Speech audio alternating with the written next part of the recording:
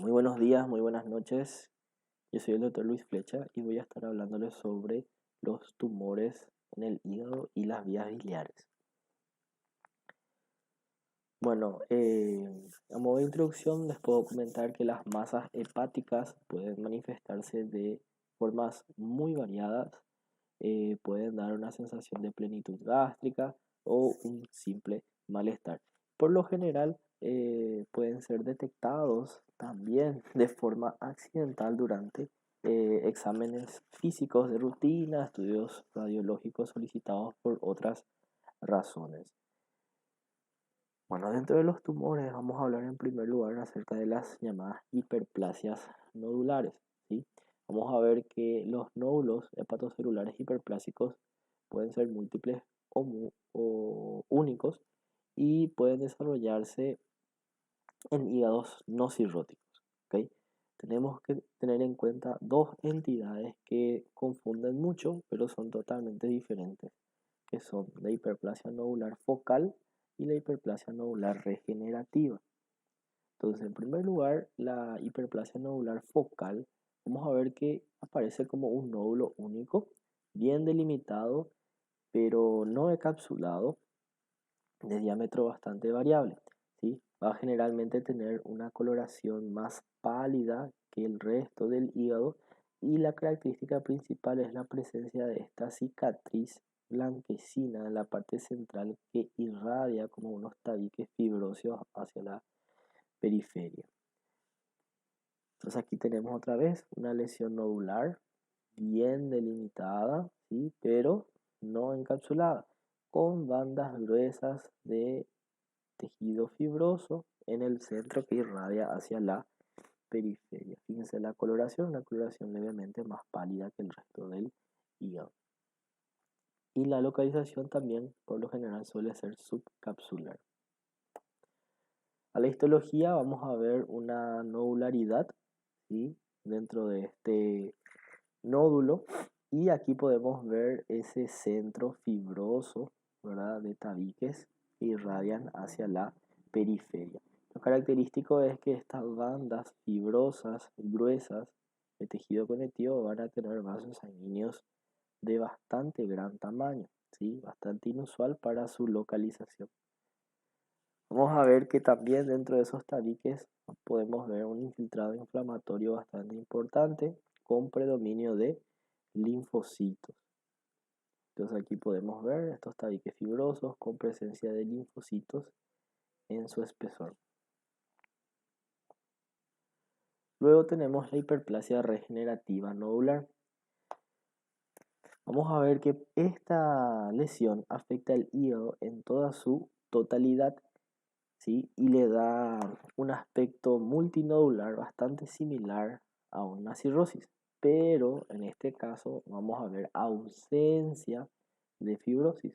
A la microscopía vamos a ver un gran grupo de hepatocitos que pueden estar balonados y rodeados de algunas células, algunos hepatocitos más pequeños, ¿verdad? De aspecto atróficos. Por lo general en HIE puede pasar desapercibido esta nodularidad, por lo tanto es necesario realizar tinciones especiales como reticulina para poder ver esa nodularidad. Entonces aquí tenemos un aspecto macroscópico en nuestra imagen donde vemos múltiples nódulos pequeños, ¿verdad? Dentro del hígado. Generalmente estos nódulos tienen una consistencia más blanda en comparación con un nódulo cirrótico. Y a la histología, fíjense cómo vamos a poder ver una cierta nodularidad del parénquima hepático, ¿sí? Pero no tan importante. Por lo tanto, vamos a necesitar de tinciones especiales para poder apreciar esto. Aquí tenemos otra imagen donde tenemos un tricrómico de Mallory, donde podemos ver, ¿verdad?, la ausencia de esos tractos fibrosos de color azul que deberían verse en esta tinción, ¿verdad? Entonces aquí no hay una cirrosis. Y este es una tinción para reticulina, donde podemos apreciar ese aspecto nodular, ¿verdad?, del parénquima. Bueno, entonces, hablando sobre esas lesiones, ¿verdad?, más reactivas o regenerativas, Ahora vamos a hablar sobre las neoplasias benignas. En primer lugar vamos a hablar sobre un tumor vascular llamado hemangioma. Es la lesión benigna más común, más frecuente. Vamos a ver que histológicamente es un tipo de hemangioma cavernoso, ¿sí? Que tiene características similares a la de otros lugares, ¿verdad? Macroscópicamente suelen ser nódulos discretos, de color rojizo o azulado, ¿sí? De tamaño variable. La localización suele ser subcapsular y algo importante de esta patología es que hay que tenerse en cuenta y no realizar, no confundir con metástasis o tumores primarios de otro tipo, en el cual me puede llevar a realizar una biopsia percutánea, ¿verdad? Que es súper peligroso para un tumor vascular, ¿verdad? Porque va a llevar a una hemorragia muy importante. Entonces hay que hacer diagnóstico diferencial de este tumor. Entonces aquí podemos ver el hígado y vemos una lesión nodular bien delimitada. Fíjense, está por debajo de la cápsula. Tiene un color medio rojizo, medio azulado, ¿sí? Y a la histología, fíjense cómo tiene ese aspecto bien carnoso, bien rojizo, ¿verdad? También tiene un aspecto bien delimitado el tumor. Y a la histología, acá podemos ver, fíjense, esta es la parte del parénquima hepático normal y aquí tenemos el tumor vascular. Fíjense, vemos múltiples canales vasculares separados por tractos fibrosos, ¿sí? Gruesos, ¿verdad? Tiene ese aspecto cavernoso. Entonces acá vemos estos tractos fibrosos, por supuesto, ellos delimitan canales vasculares amplios, ampliamente comunicados y ellos están revestidos por células endoteliales, ¿verdad? Aquí vemos otra imagen, vemos el parénquima hepático y aquí vemos el tumor vascular con múltiples canales vasculares separados por tractos fibrosos gruesos revestidos por células endoteliales sin atipias. Luego tenemos otra neoplasia benigna bastante frecuente llamada adenoma hepatocelular, ¿sí? Vamos a ver que esta lesión hepática benigna se origina a partir de las células hepáticas, de los hepatocitos, ¿ok? Vamos a ver que el hallazgo de esta lesión puede ser casual o puede producir algún tipo de dolor abdominal por una compresión de la cápsula de Gleason, puede sufrir hemorragia o ruptura cuando estos tumores alcanzan un gran tamaño, ¿sí? Y podemos ver que se clasifican en tres grandes grupos en función a datos moleculares, ¿sí? Que nos van a determinar un riesgo, ¿sí? Relativo a una transformación maligna, ¿sí? Vamos a ver que estos tumores están fuertemente asociados al consumo de anticonceptivos orales y a esteroides anabolizantes. Bueno, entonces aquí tenemos una tabla donde podemos apreciar los grupos de adenoma hepatocelulares clasificados en función a características moleculares como clínicas e histológicas. En primer lugar tenemos el adenoma hepatocelular con mutación del factor nuclear hepatocítico. Vemos que esto se ve más en mujeres y puede estar asociado a mutaciones de la línea germinal que se ve bastante en pacientes con diabetes juvenil. Vemos que tiene un riesgo prácticamente nulo de malignización y en la microscopía vamos a ver que las células hepáticas van a tener ese aspecto graso, ¿sí? Se pueden realizar tinciones especiales, ¿verdad? Por ejemplo, existe una proteína que es una proteína fijadora a ácidos grasos que es positivo para hepatocitos normales. En estos tipos de adenomas vamos a ver que los hepatocitos van a ser negativos. Son tinciones de inmunohistoquímica. Luego tenemos los adenomas hepatocelulares que muestran una activación anómala de la beta-catenina. Entonces, en mujeres y hombres está asociado a anticonceptivos orales como también al uso de esteroides anabolizantes. Vamos a ver que tiene un riesgo mayor a malignización, ¿sí? Y microscópicamente suele mostrar un grado leve de atipia en estos hepatocitos o los hepatocitos tienden a formar estructuras pseudo glandulares. Vamos a ver que la inmunohistoquímica va a mostrar positividad aberrante porque no es normal para este para beta-catenina.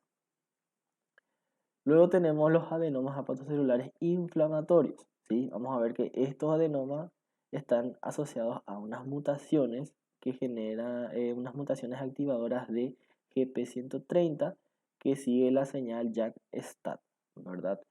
Esto se ve tanto en hombres y mujeres y vamos a ver que está asociado a esteatosis hepática no alcohólica. Eh, Tiene un riesgo de malignización pequeño, ¿sí? Y un 10% de los casos puede tener mutaciones concomitantes de beta-catenina, lo cual va a tener un riesgo mayor de malignización, ¿sí?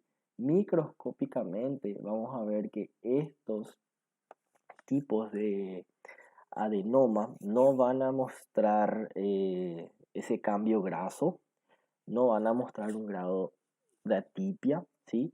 Lo que suelen mostrar es una inflamación, ¿verdad? Suele tener un grado de inflamación asociado y una dilatación sinusoidal. Entonces, eh, morfológicamente estos adenomas pueden ser de características o coloraciones pálidas o pardo amarillentas o a veces puede inclusive estar teñido por bilis, lo que le va a dar una coloración más verduzca. Vamos a ver que puede aparecer en cualquier parte del hígado, pero es más frecuente subcapsular y el diámetro también es bastante variable, puede llegar a medir a 30 centímetros inclusive, ¿verdad? Están bien delimitados, pero no encapsulados. Entonces aquí tenemos una imagen donde podemos ver el hígado, es un hígado no cirrótico asociado a una lesión nodular bien delimitada, no encapsulada. Fíjense cómo el aspecto, ¿verdad?, que tiene el corte es una coloración verduzca, ¿sí? Entonces la coloración verduzca denota que las células están produciendo bilis. Acá tenemos otra imagen, ¿verdad? Fíjense la superficie, la cápsula del hígado, ¿verdad? Este es un tumor de localización más subcapsular.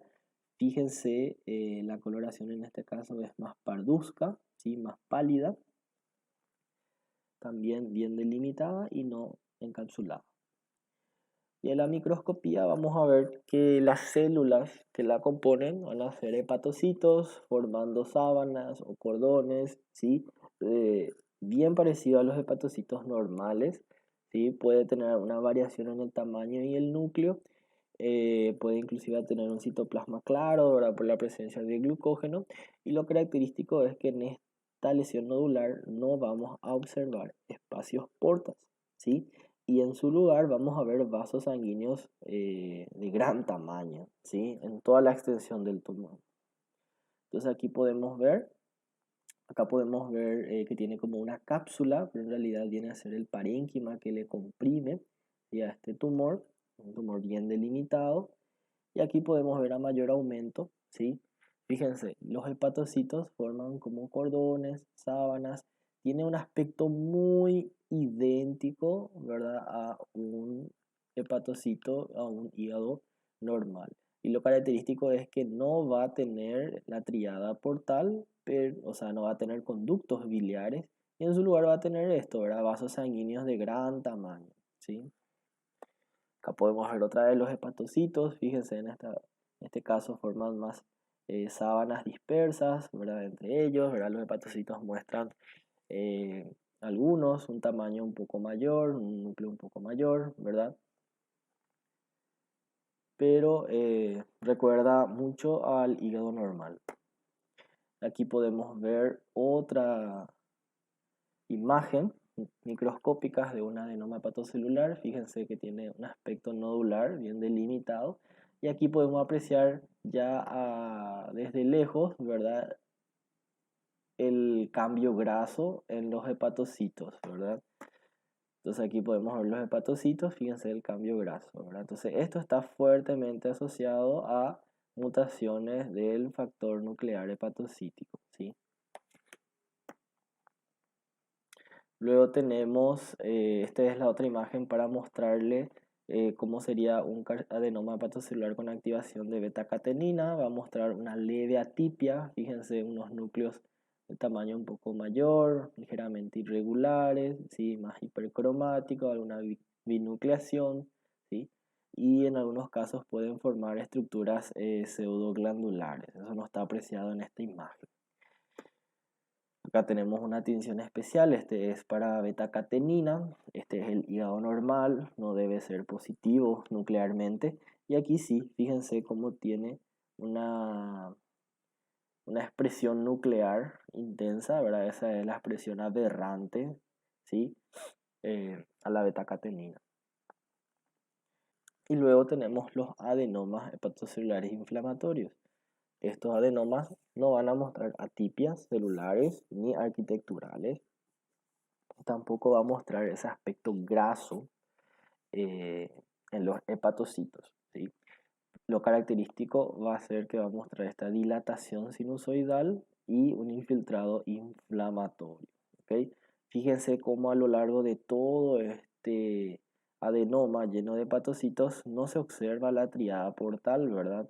No hay ductos biliares, eso es característico. Y acá podemos ver un vaso sanguíneo de gran tamaño, o sea, una arteria y una vena sola sin conducto biliar es lo que vamos a ver en un adenoma hepatocelular. Bueno, y luego continuamos con los tumores malignos. En primer lugar, clasificamos los tumores malignos en primarios y secundarios. Los tumores secundarios van a ser mucho más frecuentes que los primarios, ¿sí? Los secundarios son considerados las metástasis y el hígado es un órgano bastante frecuente de asiento de estos tumores de las metástasis. Dentro de los tumores primarios, los más frecuentes son estos dos, los hepatocarcinomas, que son el carcinoma originado de las células hepáticas, y el colangiocarcinoma, que es el carcinoma originado a partir de las células de las vías biliares. Entonces primero vamos a hablar sobre el carcinoma hepatocelular. Vamos a ver que es el carcinoma primario de hígado más frecuente, constituye el 5,4% de todos los cánceres, y vamos a ver que este tipo de tumor va a tener una alta incidencia en países con una alta incidencia de infección crónica por el virus de la hepatitis B, ¿sí? Podemos ver que en países orientales, por ejemplo, ¿sí? Se puede producir este tipo de tumor en pacientes entre los 20 y 40 años, y la gran mayoría, o sea, el 50% de ellos, son pacientes que no tienen un hígado cirrótico, ¿sí? Es diferente, ¿verdad? Su presentación en países occidentales es más raro antes de los 60 años, y en la gran mayoría, el 90% de ellos, sí son hígados cirróticos. Entonces aquí podemos ver una tabla que nos muestra, un gráfico, perdón, donde existe una mayor proporción de este tipo de tumor, ¿verdad? Fíjense en la región oriental, ¿verdad? Sureste de Asia, y también en la región de África subsahariana es bastante frecuente este tipo de tumor. ¿Cuál es la patogenia del carcinoma hepatocelular? Vamos a ver que estos tumores van a mostrar una gran cantidad de mutaciones. Las dos más importantes o más precoces son la activación de la beta-catenina y la inactivación del P53. Vamos a ver que la base, ¿verdad?, de la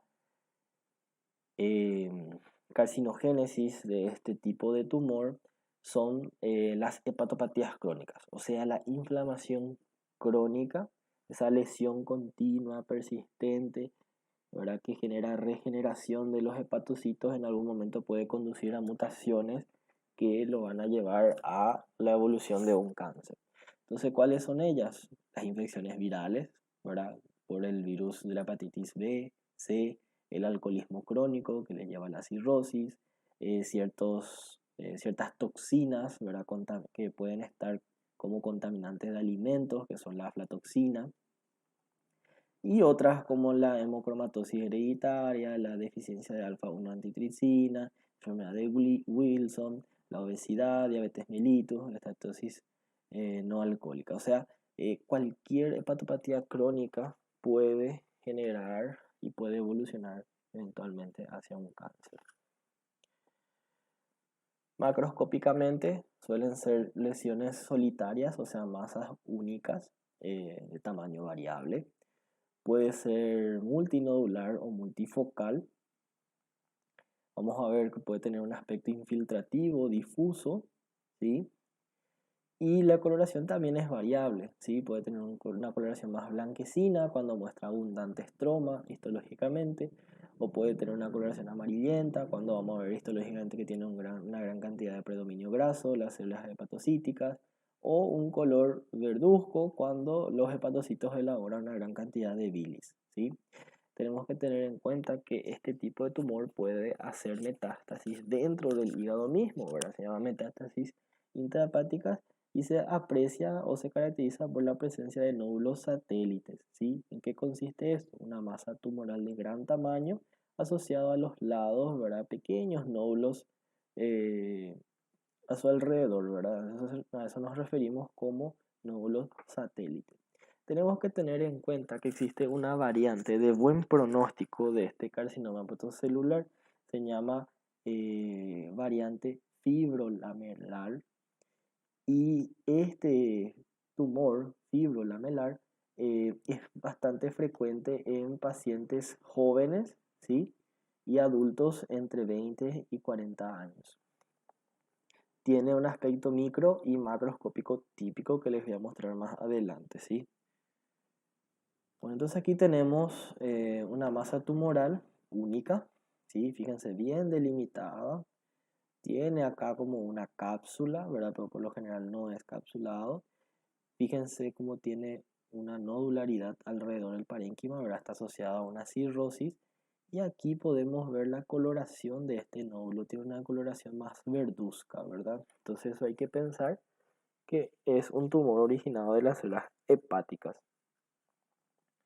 Acá tenemos otra imagen donde vemos un nódulo de gran tamaño, de coloración verduzca, ¿sí? Fíjense cómo es bien delimitado, ¿sí? Pero tiene una gran heterogeneidad. Fíjense cómo hay zonas más claras, zonas más oscuras, zonas más reblandecidas.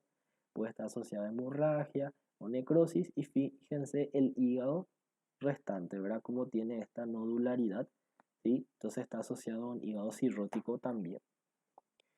Acá tenemos otro tumor, también un nódulo de gran tamaño, y fíjense la coloración verduzca que tiene. Y aquí tenemos otra imagen, también un hígado cirrótico, fíjense la nodularidad del parénquima, y aquí miren la masa tumoral como tiene unos bordes más infiltrativos, ¿verdad? Vemos una masa nodular predominante y a su alrededor como unos nódulos más pequeños, ¿verdad? Entonces a eso es lo que nos referimos con nódulos satélites.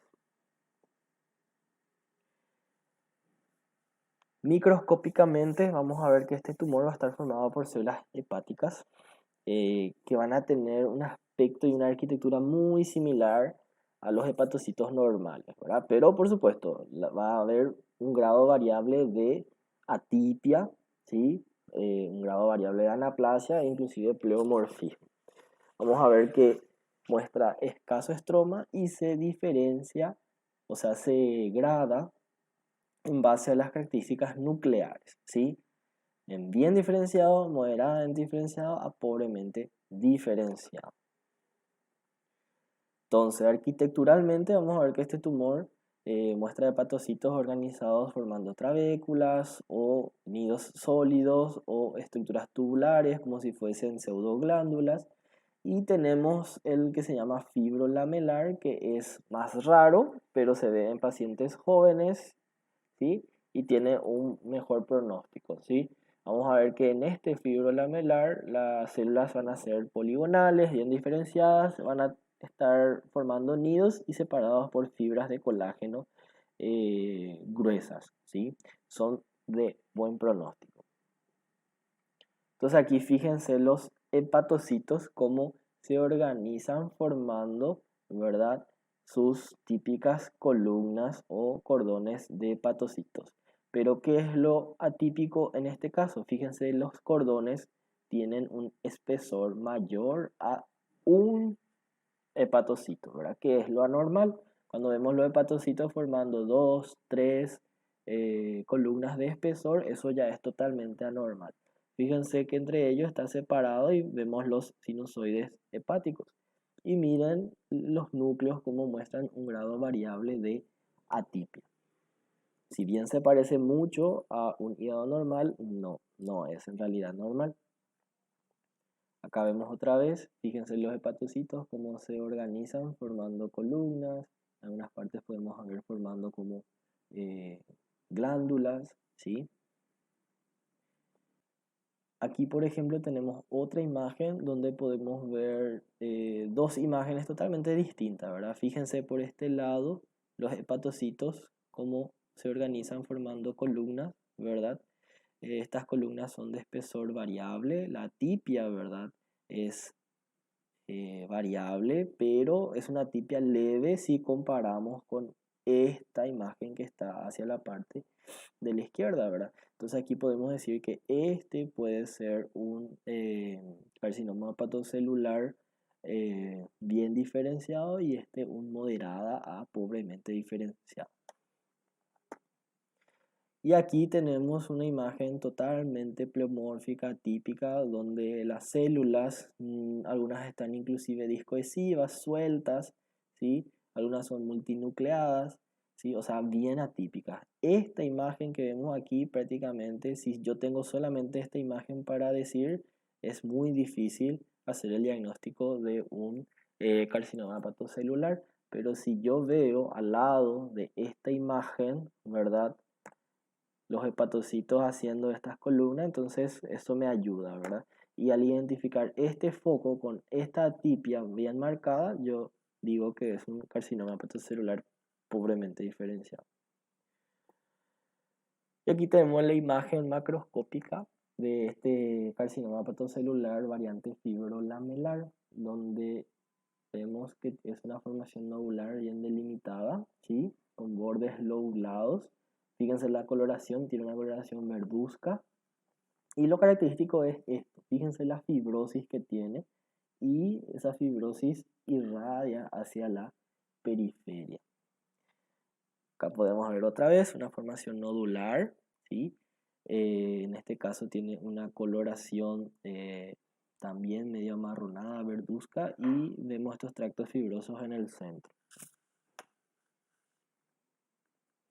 Histológicamente vamos a ver las células hepatocíticas formando nidos, ¿sí? Y estos nidos, fíjense cómo van a estar separados por tractos fibrosos bastante gruesos. Fíjense a la histología, los hepatocitos van formando columnas separados por tractos fibrosos bastante densos. La clínica de estos tumores es bastante inespecífica, ¿sí?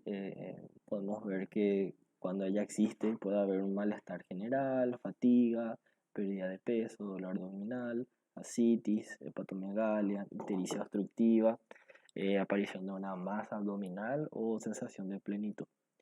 Vamos a ver que laboratorialmente se puede detectar la presencia de una proteína que es anómala durante la vida adulta, que se llama alfa-fetoproteína. Esta proteína se expresa en la vida embrionaria, ¿verdad? Y vamos a ver que estos pacientes van a tener esta proteína elevada en sangre, ¿sí? Los estudios de imágenes hoy en día, como la ecografía, tomografía de resonancia, permiten algunas imágenes con estudio de la vascularización, ¿verdad? Y dependiendo del contraste, como ellos captan, sí pueden detectar estos tumores, inclusive en tamaños bastante pequeños, ¿sí?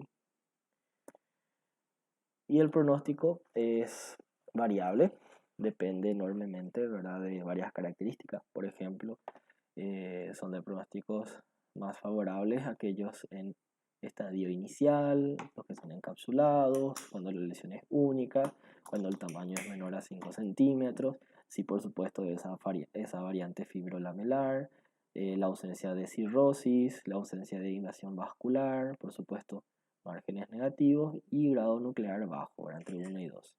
Y pobre va a ser el pronóstico de aquellos que muestran una invasión vascular y un grado nuclear alto, ¿sí? tenemos que tener en cuenta que este carcinoma puede tener o puede estar asociado a lesiones precursoras que hay que identificarlas. Uno de ellos ya hablamos y es el adenoma hepatocelular, pero no cualquier adenoma hepatocelular, sino aquel, ¿verdad?, que presenta mutaciones activadoras en beta-catenina. Luego tenemos las displasias celulares que se describen dentro de las hepatopatías crónicas, ¿sí? Esto puede ser antes o después del desarrollo de una cirrosis y son lesiones muy pequeñas que miden menos de 1 milímetro y se llaman cambios de células grandes y cambios de células pequeñas. Son estos cambios de células pequeñas las que muestran una mayor predisposición a la evolución hacia el cáncer. Y luego tenemos los nódulos displásicos, ¿sí? Estamos hablando dentro del contexto de una cirrosis, la presencia de un nódulo con características macro y micro distintivas, y estas pueden ser nódulos displásicos de alto y bajo grado, ¿sí? Donde histológicamente pueden mostrar cambios de células grandes o pequeñas. Entonces aquí tenemos una tabla donde nos muestra las lesiones precursoras de este carcinoma hepatocelular, ¿sí? Fíjense, en primer lugar tenemos el adenoma hepatocelular, ¿sí? Tiene, ¿verdad? Es una lesión premaligna, ¿sí? Vamos a ver que está raramente asociado a la cirrosis, ¿sí? Y en comparación con el cambio de células pequeñas, que también es una lesión premaligna, este sí está frecuentemente asociado a la cirrosis, ¿sí? Y luego tenemos, por ejemplo, el nódulo displásico de alto grado, ¿sí? Que también es una lesión premaligna y también está asociado a la cirrosis, ¿verdad? El cambio de células grandes y el nódulo displásico de bajo grado también son lesiones premalignas, pero de características más inciertas, podemos decir así, ¿verdad? Entonces aquí tenemos la presencia de nódulos en el cual estos nódulos, vamos a ver los hepatocitos, muestran una atipia. Vemos que las células son de gran tamaño, ¿sí? Los núcleos también son de tamaños grandes, ¿verdad? Entonces a esto es lo que nos referimos con displasia de células grandes.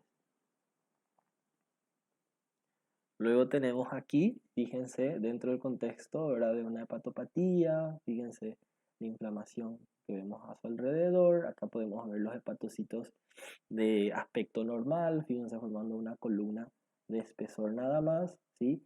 Y aquí fíjense estas células como muestran un tamaño mucho menor, ¿sí? Entonces estos son las células displásicas de células pequeñas, ¿verdad? Entonces este aspecto microscópico es mucho más predisponente a una evolución a cáncer en comparación con la displasia de células grandes. Bueno, y con respecto a los nódulos displásicos, hacemos referencia sobre las características que pueden mostrar estos nódulos dentro de la cirrosis. Entonces, algunos nódulos pueden mostrar ciertos cambios, por ejemplo, el tamaño, unos pueden ser más predominantes que el resto, o una coloración diferente que pueda mostrar, ¿sí? Entonces, estos pueden ser de alto y bajo grado.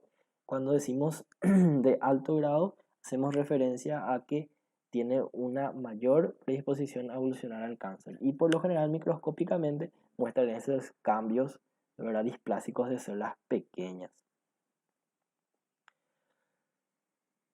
Luego tenemos el otro tumor primario del hígado, que es el colangiocarcinoma, ¿sí? Vamos a ver que este tumor se origina de los conductos biliares. Estos conductos biliares pueden ser tanto intra como extrahepáticos. Es el segundo tumor más frecuente del hígado y es responsable del 7,6% de las muertes por cáncer en el mundo y 3% en Estados Unidos. Vamos a ver que es más frecuente en ciertos lugares, por ejemplo el sureste asiático nuevamente, pero en este caso no por estar asociado con la hepatitis, sino porque puede estar asociado a una infestación por un parásito, ¿sí?, que es llamado fasciola hepática, que va a producir una inflamación crónica de las vías biliares, ¿sí?, por una obstrucción de las vías biliares. Vamos a ver que estos tumores se pueden clasificar de acuerdo a su localización, ¿sí?, en periliares, distales e intrahepáticos. Los periliares son más frecuentes, ¿sí? Entre el 50 y el 60% de los casos son de esta localización y tienen un nombre, ¿verdad? Se llaman tumor de Klaskin. Luego tenemos los distales que se localizan en el colédoco, ¿sí? Puede ser tanto extra como intrapancreático y representan el 20 al 30% de los casos. Y luego tenemos el intrahepático que representa el 10% de los casos nada más.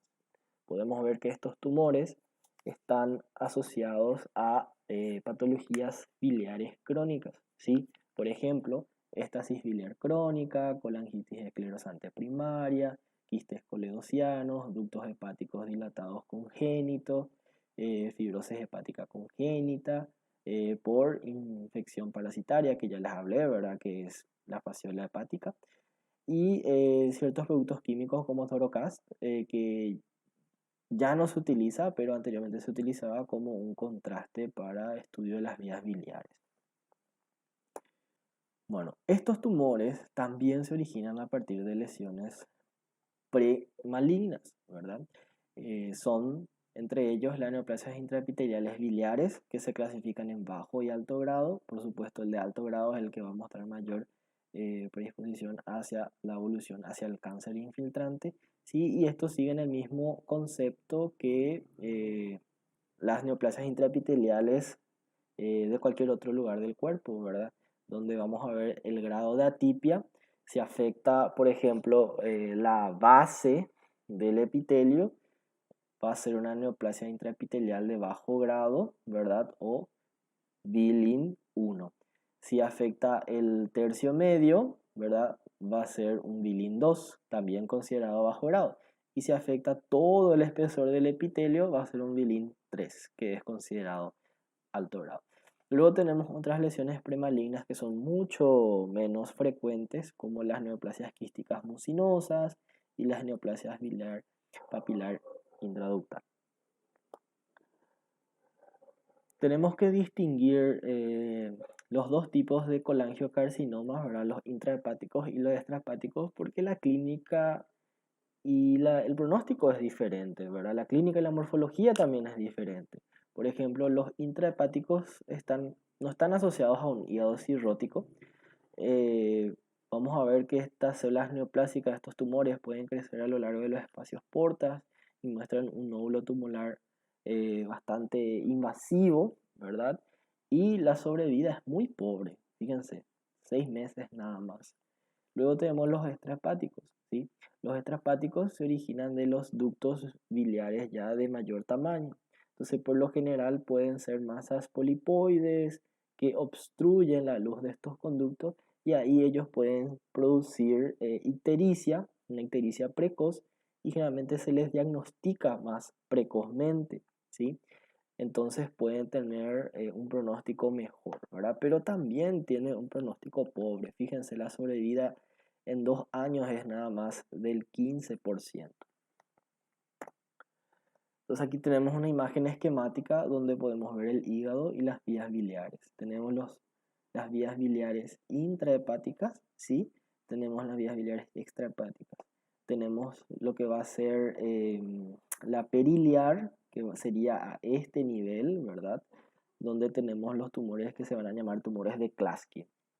Entonces todos estos tumores de la vía extrahepática, como están dentro de los conductos biliares de mayor tamaño, mayor importancia, estos tumores pueden producir una obstrucción y esa obstrucción va a producir una ictericia, y generalmente es una ictericia precoz, entonces se le detectan en estadios más precoces. En cambio, estos tumores localizados en las vías biliares intrahepáticas, ¿verdad? La obstrucción es menos frecuente, de ahí que el diagnóstico es mucho más tardío. Macroscópicamente estos tumores son únicos, ¿sí? Son de bordes más difusos, ¿verdad? Menos delimitados y la coloración es blanquecina y la consistencia es una consistencia firme. Y tiene una consistencia firme porque muestra una importante fibrosis dentro del tumor.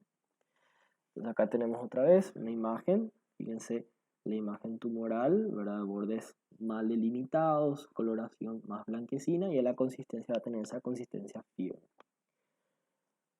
Vamos a ver que también son adenocarcinomas, o sea, se originan de las células epiteliales glandulares, ¿sí? Son esclerosantes, pueden ser bien moderada a pobremente diferenciados, a mostrar estructuras glandulares, tubulares, ¿sí? Y estas neoplasias tienden a ser desmoplásicas, ¿sí? O sea, muestran un estroma colagénico denso, ¿sí? Que separa estos elementos glandulares, lo que le da esa firmeza, esa dureza a este tumor. Muestra una tendencia a invadir las trabéculas de hepatocitos, como también los nervios. Entonces aquí podemos ver una imagen. Fíjense cómo nos llama la atención, ¿verdad? Esta fibrosis importante que tiene el tumor. Y entre ellos tenemos las células tumorales, los nidos tumorales, ¿sí? Fíjense que son células que hacen luces, o sea, claramente son glandulares. Acá podemos ver, las células son entrecolumnares, ¿sí? Muestran luces glandulares y, por supuesto, una tipia variable. Acá podemos ver cómo infiltra a las columnas de hepatocitos y aquí vemos cómo infiltra, ¿verdad?, los nervios periféricos. Tenemos que tener en cuenta que pueden existir variantes mixtas de estos tumores que tienen elementos de carcinoma hepatocelular y colangiocarcinoma. Estos se pueden reconocer de tres formas. Dos tumores totalmente independientes, cada uno por su lado.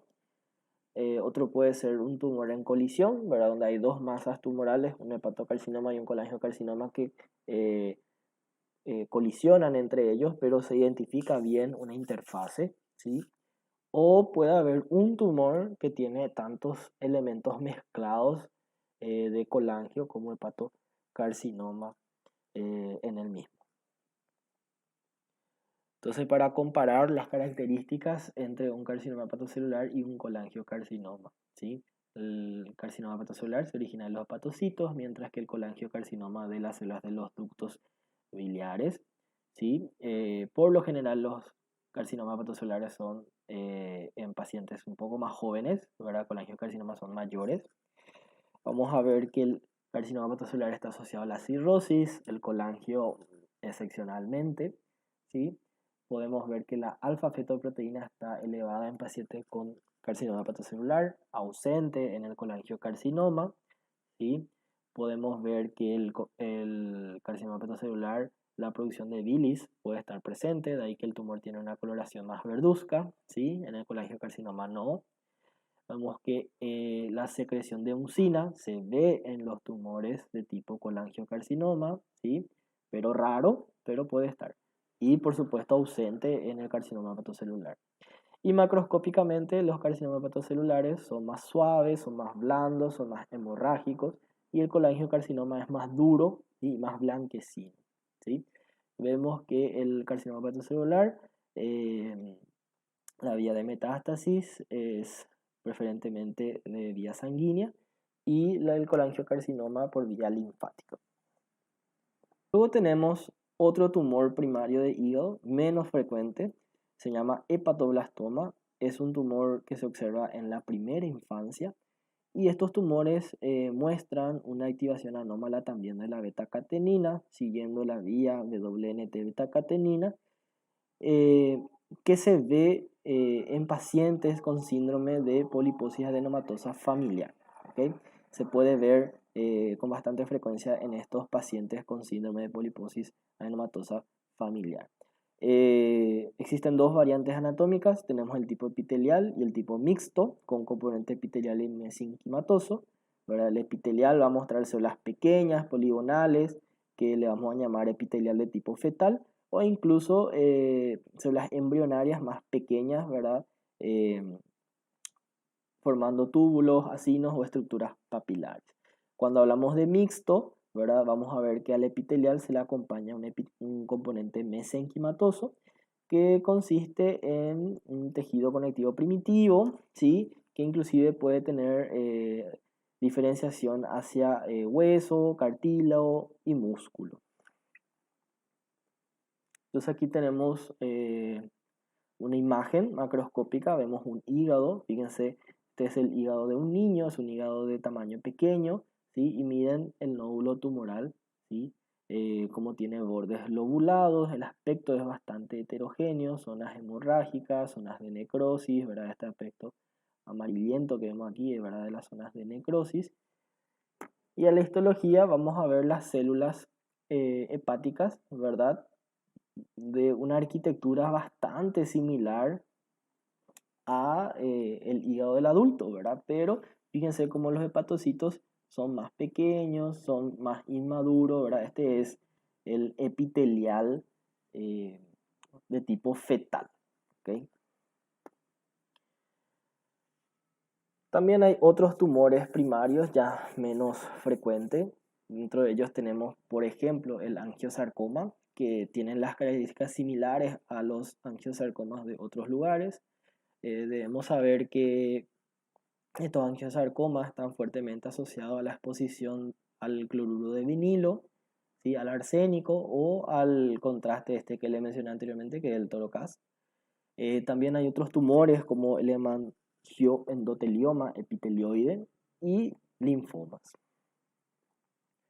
Y ya terminando, tenemos los tumores secundarios, o sea, las metástasis. Debemos saber que la afectación por metástasis en el hígado es mucho más frecuente que las neoplasias primarias del hígado, ¿verdad? Y estos tumores pueden ser de cualquier parte del cuerpo, ¿verdad? Pueden ser de mama, pulmón, colon, también pueden ser inclusive leucemias y linfomas. Por lo general, cuando hablamos de metástasis, vamos a ver que son lesiones nodulares múltiples, ¿sí? Vamos a ver múltiples lesiones nodulares que infiltran difusamente todo el hígado. Vamos a ver que por lo general se detectan sobre un hígado agrandado, ¿verdad? Una hepatomegalia, puede inclusive reemplazar más del 80% del parénquima hepático. Vamos a ver que muchas veces puede mostrar obstrucción de las vías biliares, lo que puede llevar a una ictericia y también puede conducir a una elevación de las enzimas hepáticas. ¿Ok? Y eso es todo, muchísimas gracias. Hasta luego.